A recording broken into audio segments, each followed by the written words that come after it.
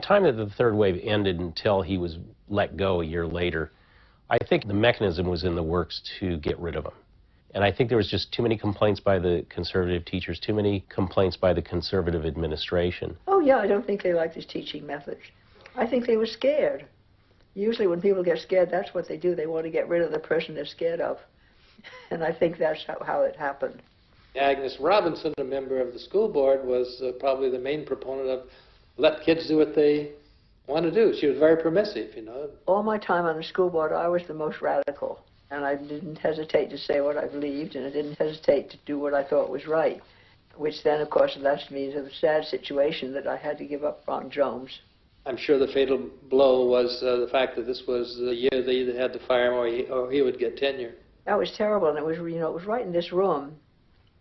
And he came over one night, and we had a big, long talk, and I realized the situation was just too difficult for me to continue and be an honorable school board member. So I had to tell him that I couldn't back him anymore. And I remember feeling just terrible about it. But I felt as an honest person I had to do it. And then the school board took over and knocked him off. I remember being in the gym. There was such a movement to keep him from being fired. And then it was brought out that he was going to move on because they were going to restrict the way that he taught, and that if he went up into the city that he would have more freedom to teach in his own way, and that it was better for him. But I felt a tremendous loss. In the end, bureaucracy is going to win somehow or other, and I perhaps did him a favor by getting him out of this picture when I did. Because then he could then go on with his life and preach what he really wanted to preach. You didn't talk about it, but certainly the administration noticed it. No.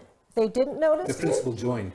The principal joined. It was my understanding, correct me if I'm wrong, that you weren't invited back to teach, that you didn't get tenure because of this. Much other, different reasons. One, I was involved in, I was the head of the Black Student Union.